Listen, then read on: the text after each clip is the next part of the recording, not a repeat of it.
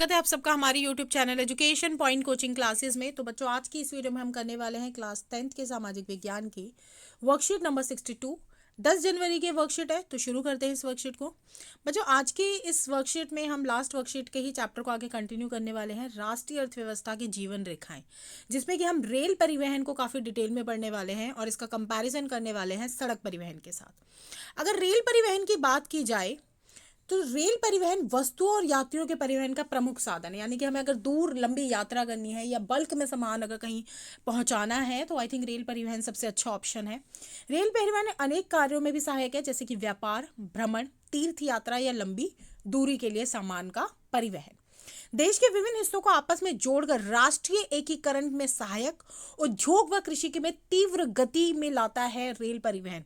क्योंकि अगर हमें दूर जाना है या देश के हर क्षेत्र में रेल परिवहन पाया जाता है, तो इस प्रकार से एक तो ये जोड़ता है, प्लस ये उद्योग और कृषि के लिए भी महत्वपूर्ण कार्य करती है। भारतीय रेल परिवहन को 16 रेल प्रखंडों में, यानी कि 16 रेल जो एरियाज हैं उसमें बांटा गया है। लेकिन इसकी कुछ समस्याएं भी है रेल परिवहन की। अच्छाइयां तो हमने पढ़ ली, कमियां क्या हैं? बहुत से ऐसे यात्री हैं जो बिना टिकट की यात्रा करते हैं, तो एक तरीके से इकोनॉमिकली जो रेल डिपार्टमेंट है उसको लॉस होता है।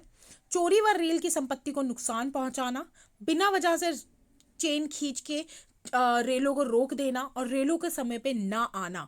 ट्रेन्स का तो हम ऑलरेडी देखते हैं वो टाइम पे नहीं चलती, ऊपर से कुछ लोग मजाक के तौर पे चेन को खींच देते हैं, जिसकी वजह से और डिले होती है।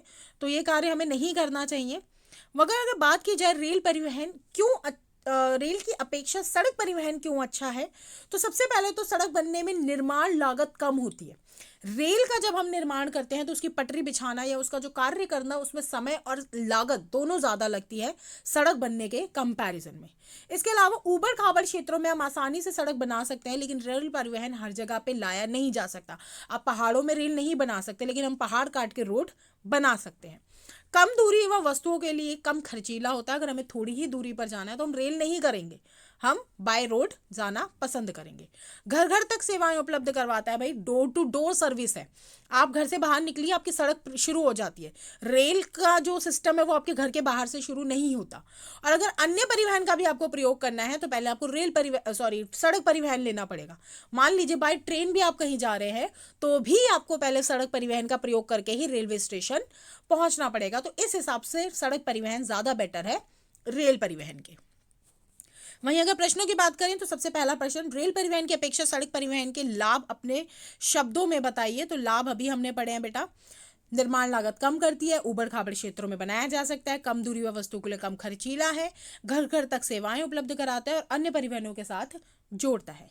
वहीं अगर बात करें प्रश्न 2 की रेल परिवहन के महत्व एवं समस्याओं का वर्णन कीजिए, तो महत्व तो हमें ये वाला पूरा आंसर हमारा जाने वाला है कि यात्रियों और वस्तुओं को एक जगह से दूसरी जगह लेके जाता है, अनेक कार्य करता है जैसे कि व्यापार, भ्रमण, तीर्थ यात्रा, लंबी दूरी। तो वहीं राष्ट्रीय एकीकरण एवं उद्योग व कृषि के विकास में कार्य करता है। 16 भागों में रेल परिवहन के जो प्रखंड है उनको बांटा गया है। समस्याएं, लोग बिना टिकट के यात्रा करते हैं, चोरी व रेल संपत्ति का नुकसान करते हैं, बिना वजह से चेन खींचकर रेल को रोकते हैं, तो वहीं रेल समय पे ना आना। तो इसी के साथ आज की वर्कशीट हमारी पूरी होती है। मिलते हैं नेक्स्ट वीडियो में, तब तक पढ़ाई जारी रखिए। Thank you so much.